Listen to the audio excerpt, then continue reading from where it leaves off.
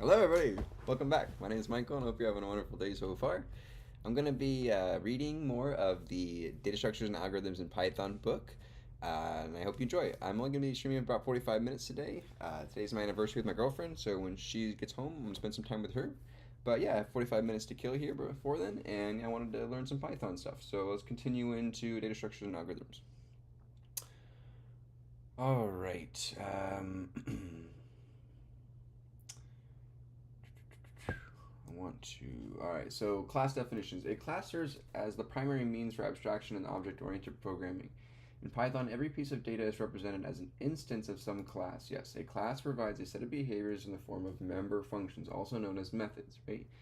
Yes, with implementations that are common to all instances of that class. A class also serves as a blueprint for instances. Yes, we know that. Effectively determining the way the state of the information for each instance is represented in the form of attributes, also known as field instances, variables, or data members. I'm going to bring this over larger, like so. Let me zoom out a little bit, like that. There we go. Perfect. With implementations that are common to all instances of the class. A class also serves as a blueprint, effectively determining the way the state and information of each instance is represented in the form of attributes, also known as fields, instance variables, or data members, right? So, example for a credit card class. As the first example, we provide an implementation of a credit card class based on the design we introduced in Figure 2.3 of Section 2.2.1. The instances defined by the credit card class provide a simple model for a traditional credit cards. They have identifying information about the customer bank account number, credit limit, and the current balance. The class restricts charges that would cause a card's balance to go over the spending limit, but it does not charge interest or late payments. Our code structure begins in code fragment 2.1. I'll figure 2.1 here, okay. In figure 2.1 and continues in code fragment 2.2. The construct begins with the word class, followed by the name of the class, a colon, then an indented block of code that serves as the body of the class. The body includes the definitions of all methods of the class. These methods are defined as the function in using techniques introduced in section 1.5, yet with a special parameter named self that serves as the identifying the parameter instance upon which a member is invoked.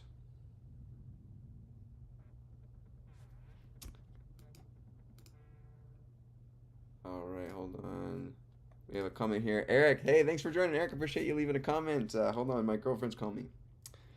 Hey, how's it going?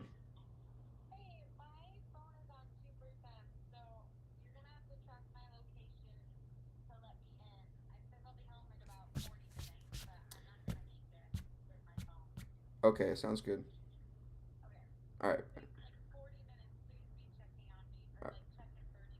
All right, I will. I'll check. All right, bye. All right. Set timer for 30 minutes. All right, got a timer set there. Cool. All right, thanks for leaving a comment, Eric. Appreciate it. Yeah, good luck in tonight's study night. Gonna be just doing some light reading here for a couple, about 30, 45 minutes. All right. So the self identifier, right? In Python, the self identifier plays a key role. In the context of a credit card class, there are presumably many different credit card instances. Each must maintain its own balance, its own credit limit, and so on. Therefore, each instance stores its own instance variables to reflect its current state. Syntactically, I don't like that word, self identifies the instance upon which a method is invoked. For example, assume that a user of our class has a variable myCard that identifies an instance of the credit card class. When the user calls um, myCard.getBalance, identifier self within the definition of getBalance method refers to the card known as myCard by the caller. The expression self._balance refers uh, to an instance variable named underscored balance, stored as part of the particular credit card state, right? So class, credit card. So this is the class that they were talking about. So credit card The initialize it, right? They give it a couple of attributes. They give a customer, bank, account, and limit, right? Account identifier, like number, okay? They assign each of these and they give an automatic balance of default of 0. Underscore balance. All right. Okay, so these are assigned parameters given needed to set up a credit card, but by default you have a default parameter here, or attribute, sorry. Then you have a get customer, which just returns the customer. You have get bank, returns the bank, returns the account. Get limit, returns the limit. Get balance, returns the balance. Okay, so all these methods of the credit card class just return all of the attributes individually. Cool. So then we have a def charge, which takes in self and a price. So a charge given a price of the card, assuming there's sufficient credit card limit. So this is just if you make a transaction on the credit card, if price plus balance is over the limit, right? So if you have a current credit balance and if you add in a new item on top of that balance, is it greater than the limit? If it return false, else return balance plus price true. So this makes it a successful transaction if you can, right? And then make payment here just subtracts amount from balance. Yeah, right, okay. So if you make a payment onto the credit card to reduce the balance, you just, not, what is the appropriate word? It's not concatenate, it's, I guess subtract, but take away from the balance of the amount, right? So the conclusion of the credit card class definition continued in Credit Program 2.1. These methods are identified in the class definition. Yep. We draw attention to the difference between the method a signature is declared within the class versus that used by a caller. For example, from a user's perspective, we have seen that the get underscore balance method takes 0 parameters, right? Get balance takes 0 parameters. All it takes is self, the instance itself. Yet within the class definition, self is an explicit parameter. Likewise, the charge method is declared with the class having 2 parameters, self and price. Even though this method is called with 1 parameter, for example, charge my card.charge 200, so you're charging 200 to the card, the interpreter automatically binds the instance upon the method, which is the method is invoked in the self parameter, right? So it's void of that. So you don't have to put self. We know that. Great. So the constructor. A user can create an instance of the credit card class using a syntax as CC, so variable is equal to credit card, John Doe, First Bank, account number, and balance, or limit, right? Internally, this results in a call to the specialized named under init method that serves as the constructor of the class. Its primary responsibility is to establish the state of the newly created credit card object with appropriate instance variables. In the case of the credit card class, each object maintains 5 instance variables, which we name customer underscore bank underscore account underscore limit underscore balance, right? Right here. Perfect. 5 instance variables.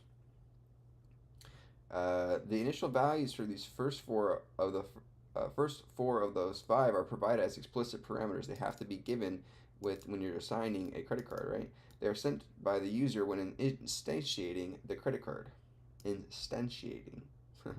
And assigned within the body of the constructor. For example, the command self._customer equals customer assigns the instance variable self._customer to the parameter customer that the user provided, right? Note that because customer is unqualified on the right hand side, it refers to the parameter in its local space. Right, okay, so right, customer is not provided anywhere else but in this parameter, and so it is applied into this local space within this def, right? Perfect, we understand that. Encapsulation.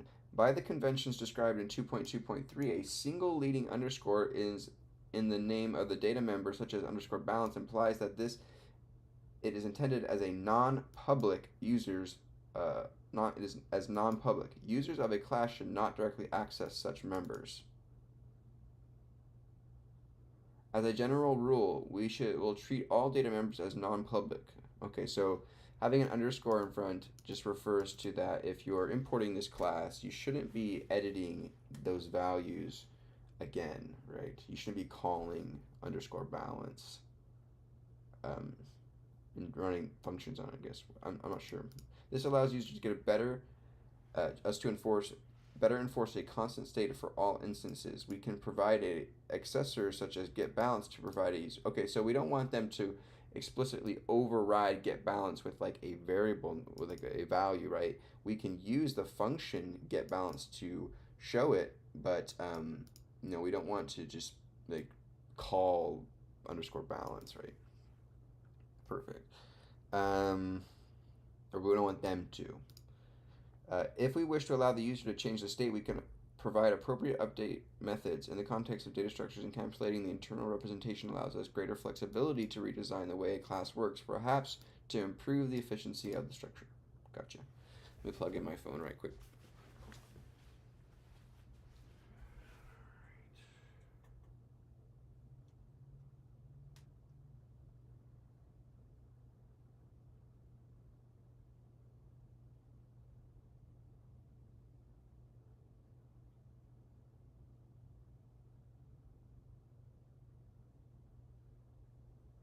Okay.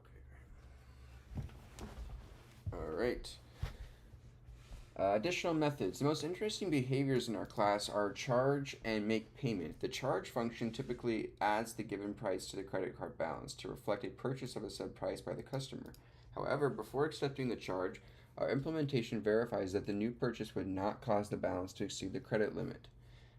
If the make payment charge reflects the customer sending a payment to the bank for the given amount, thereby reducing the balance on the card. Note that in the command self underscore balance minus equals amount, the expression self dot underscore balance is qualified with the self dot identifier because it represents an instance value variable of the card, while the unqualified amount represents a local parameter.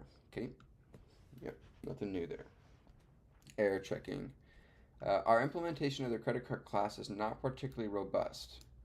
First, we note that we did not explicitly check the types of parameters to charge and make payment, nor any of the parameters to the constructor. If the user were to make a call such as visa.charge quote candy, our code would presumably crash when attempting to add that parameter to the current balance. If this class were to be widely used in our library, we might use more rigorous techniques to raise a type error when facing such misuse. Yeah, if they put in a string instead of an integer here, right? Beyond the obvious type errors, our implementation may be susceptible to long logical errors. For example, if the user were to allowed to charge a negative price, such as visa.charge negative 300, this would serve to lower the customer's balance.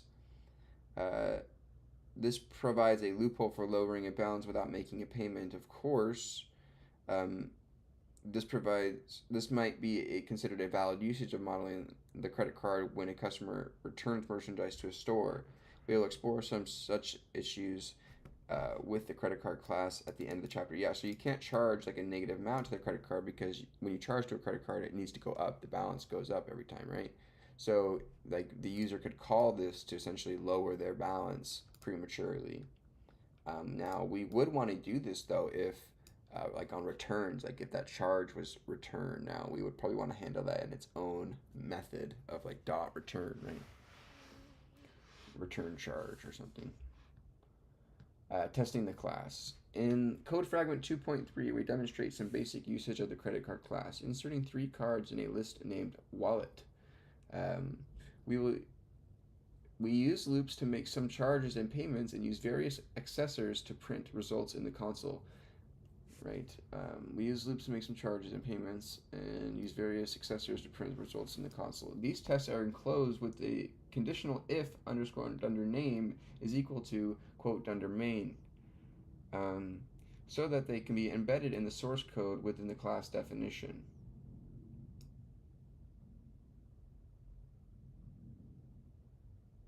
Okay, so we have if under name is equal to main, right? We have a wallet.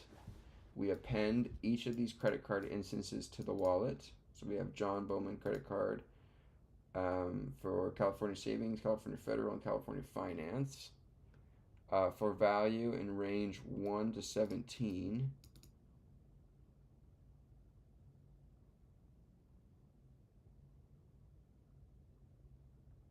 Wallet 0 charge value. Double all the values. Double all the 17 charges for wallet 1. For card 1, 2, and for card 3, you want to triple all the charge values, okay? And then for C in range 3, so for card in the wallet, right? Print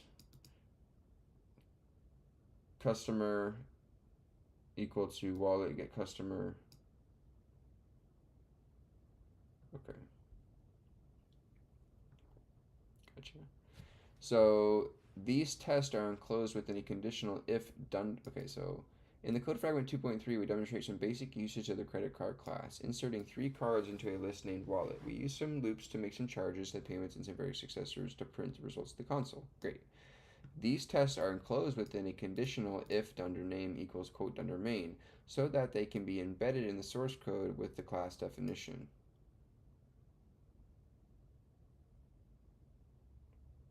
See, I don't understand this still. This doesn't make sense to me.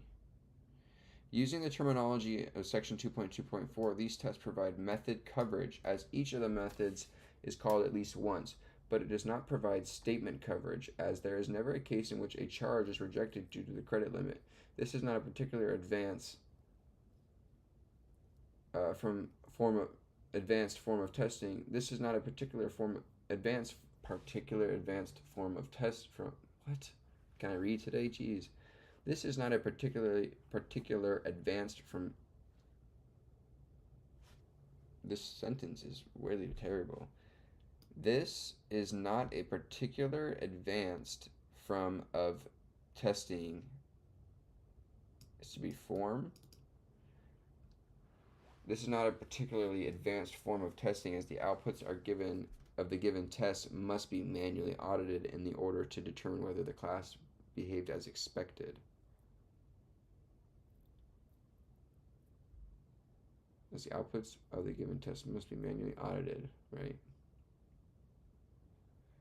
Python has tools for more formal testing, as see discussion in the unit test module, so that the resulting values can be automatically compared to predicted outcomes with the output generated only when an error is detected.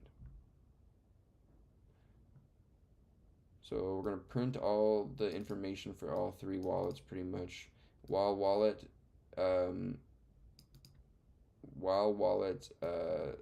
of C, right? Get balance greater than 1,000, make payment.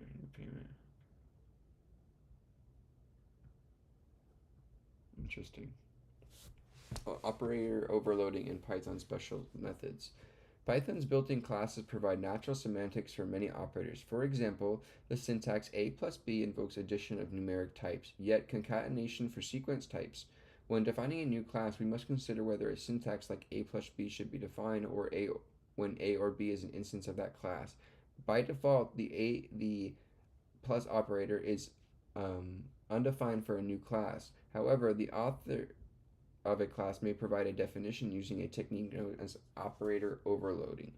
This is done by implementing a special named method. In particular, the plus operator is overloaded by implementing a method named dunder add, which takes the right-hand operand as a parameter and with which returns the results of the expression. That is, the syntax a plus b is converted to a method call on the object a of the form b. A dunder add b. Similar specially named methods exist for other operators. Table 2.1 provides a comprehensive list of such methods. When a binary operator is applied to 2 instances of different types, as in 3 times quote love me, so 3 times the string love me, Python gives difference to the class of the left operand in this example. It would effectively check if the int class provides a sufficient definition for how to multiply an instance by a string via the dunder mul method. However, um, if that class does not implement such a behavior, Python checks the class definition for the right-hand operand in the form of a special method named dunder rmul, i.e., write multiply. This provides a way for a new user undefined class to support mixed operations that involve an instance of an existing class, given that the existing class would presumably not have defined a behavior involving this new class. The distinct difference between mul and dunder mul and dunder rmul also allows a class to define different semantics in a case such as a matrix multiplication, in which an operation is non-commutative. That is, A multiply X may differ from X multiply A.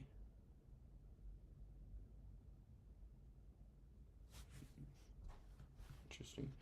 So typically you can use the mul method to define how you want to multiply two instances of a class together, right? So if I want to say combine two credit cards together, merge the balances, and they're under the same umbrella, I just want to combine them all together, say that's what they're doing, they're restructuring their credit cards.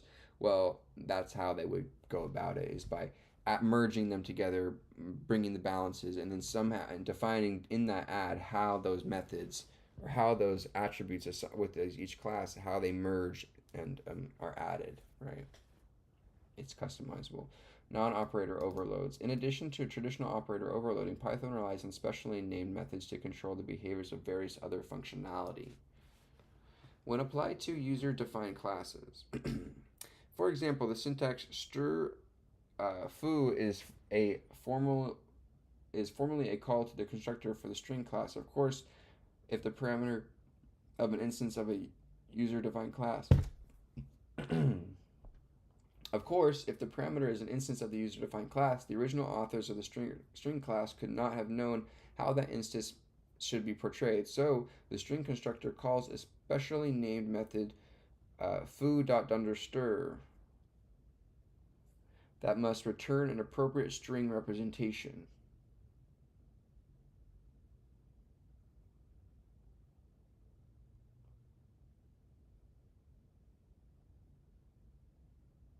Okay. Similar special methods are used to determine how to construct an int, float, or bool based on parameter from a user-defined class. The conversion to a Boolean value is particularly important because the syntax if foo can be used when foo is not formally a Boolean value. For a user-defined class, the condition is evaluated by the special method foo.dunderbool.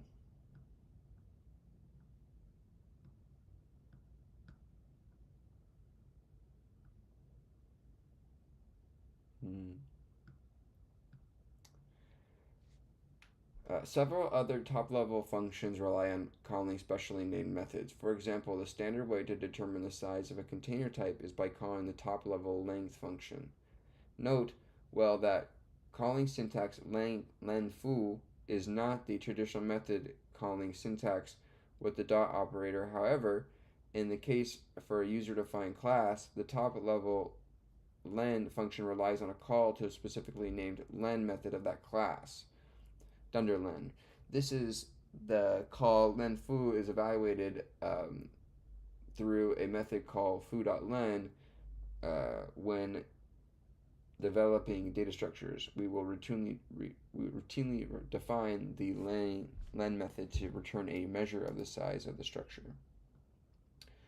So you can't just call length of like a class, right? Because there is no way to determine the length of a certain class. You have to define it with this. So you're creating your own kind of TypeScript in this way. Let me check out my location. Got a letter in.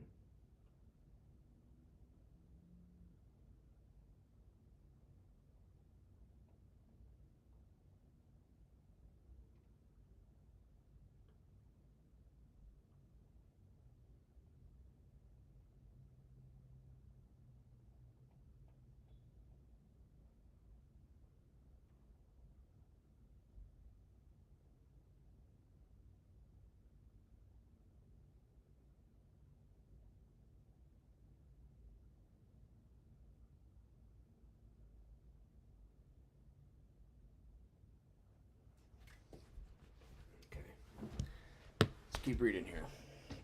So implied methods. As a general rule, if a particular special method is not implemented as a user-defined class in a user-defined class, the standard syntax that relies upon that method will raise an exception. For example, evaluating the expression a plus b for instances of a user-defined class without dunder_add or dunder_radd will raise an error. However, there are some operators that have default definitions provided by Python in the absence of special methods, and there are some operators whose definitions are derived from the others. For example, the dunder_bool method, which supports the syntax if foo, has default semantics so that every object other than none is evaluated as true. However, for container types, the dunder_len method is typically defined to return the size of the container. If such a method exists, then the evaluation of bool of the class is interpreted by the default to be true for instances with no zero length, and false for instances with zero length. With true for instances with non-zero length, and false for instances with zero length. Yes, right. Allowing a syntax such as if waitlist to be used to test whether there are one or more entries in waitlist. Yeah, so right, we already know that. You can say like if waitlist. Yeah, okay, cool. In section 2.3.4, we will discuss Python's mechanisms for providing iterators for collections via the special methods dunder_iter. With that said, if a container class provides implementations for both len and dunder_getItem, a default iteration is provided automatically using means we described in section 2.3.4. Furthermore, once an iterator is defined, default functionality of dunder_contains is provided.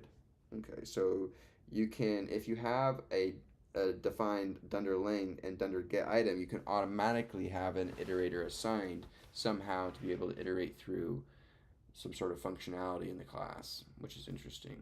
So we'll get there, I'm sure. In section 1.3, we drew attention to this distinction between expression a is b and expression a is equal to b. With the former evaluating whether identifier a and b are aliases for the same object, and the latter testing a notation for whether the two identifiers reference equivalent values. So this says that a is b, meaning that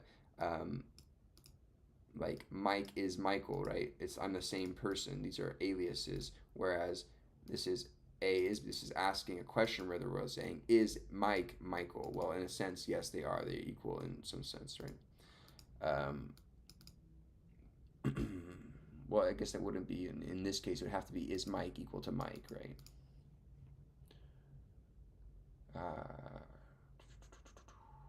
Whether the former evaluates, let's make sure.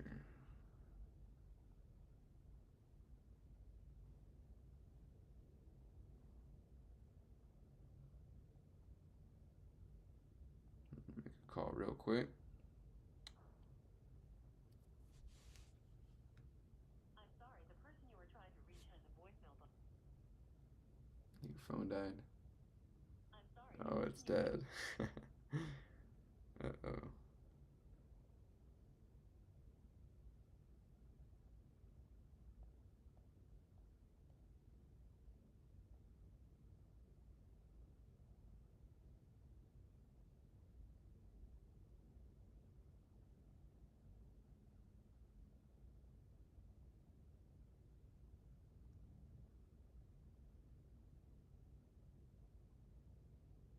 Is she here? All right. The notion of equivalence depends upon the context of the class, and semantics is defined with the dunder_eq method. However, if no implementation is given for the The notion of equivalence depends upon the context of the class, and the semantics is defined with the dunder_eq method, right? However, so you can say is two classes equivalent to one another, they have to be. However, if no implementation is given for dunder_eq, the syntax a is equal to b is legal with semantics of a is b, that is, an instance is equivalent to itself and no other instances.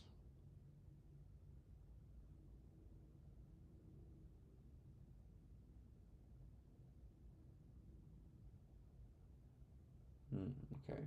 So you have to assign an equivalence method in your class. If none is given, if you do this, then it assigns aliases. It doesn't raise that question. It is equates to that. We should caution that some natural implications are not automatically provided by Python. For example, the Dunder EQ method supports syntax A is equal to B, but providing that the method does not affect the evaluation of syntax A does not equal B, but providing that the method does not affect the evaluation of syntax A. The Dunder EQ method supports syntax A equal to B, but providing that method does not affect evaluation. The Dunder NE method should be provided, typically returning not A equals B as a result. Similarly, providing a Dunder IT method supports syntax A is less than B and indirectly B is greater than A, but providing both it and Dunder it and Dunder EQ does not imply semantics for A is greater than equal to B. Interesting. Example, multidimensional vector class. To demonstrate the use of operator overloading via special methods, we provide an implementation of a vector class representing the coordinates of a vector in a multidimensional space. For example, in a three-dimensional space, we might wish to represent a vector with coordinate 5, -2, and 3.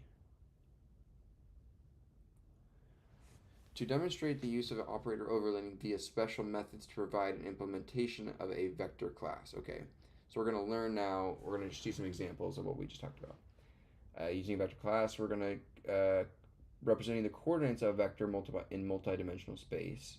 So we have 5, -2, and 3. Although it might be tempting to directly use a Python list to represent those coordinates, as a list does not provide an appropriate abstraction for a geometric vector.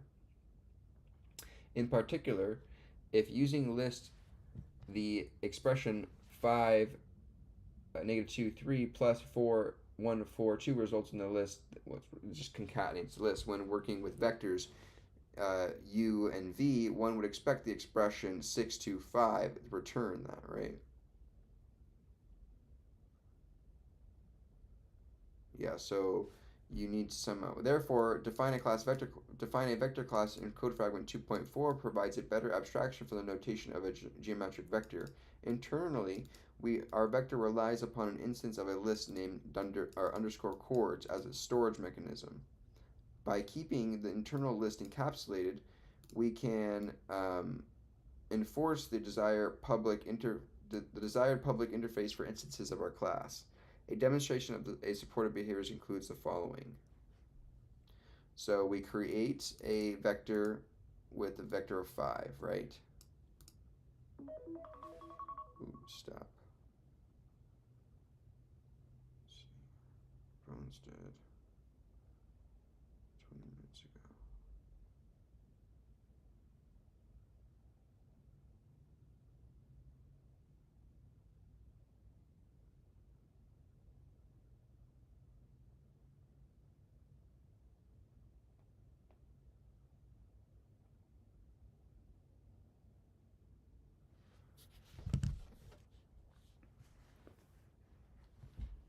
All right. So we create a demonstration of the supported behaviors is below. So we create a vector and we give it an input of 5. Construct 5-dimensional vector. Okay, so this gives you a list of 5 vector points. So in position 2 of that vector list, we want to assign it to 23. In the last position, we want to assign it to 45 based on the use of Dunder set item. Okay. Print the Dunder get item. Okay, and then when you add, you can do this via Dunder add. You can add those two together. Then print u prints the result. For entry in v, so for every entry in the vector, in the v vector, total plus equals entry, implicit iteration via length in get item. For entry in V, total plus equals entry. So you want to, for every entry, for every vector point in the V vector, you want to add to get the total value of the vector. We implement many of the behaviors by trivially invoking a similar behavior on the underlying list of coordinates. However, our implementation of dunder add is customized. Assuming the two operands are vectors with the same length, this method creates a new vector and sets the coordinates of the new vector to be equal to the respective sum of the operand's elements. Assume the two operands of the vectors are the same length. This method creates a new vector and sets, so they overrode the dunder. Okay, gotcha. Operator overload that. So they can add the two vectors together rather than the list concatenating into one larger list. It is interesting to note that the class definition as given in code fragment 2.4 automatically supports the syntax u equals v plus this vector list, resulting in a new vector that is element by element sum, quote, sum of the first vector and the list in the instance.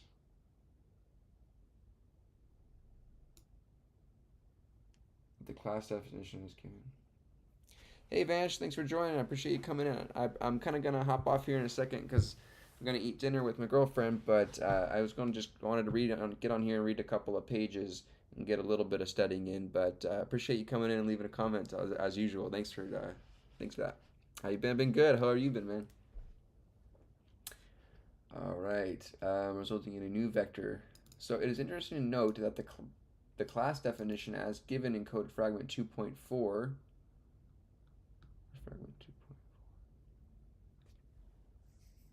Oh, I gotta go. My girlfriend's here, guys. I'll see you later.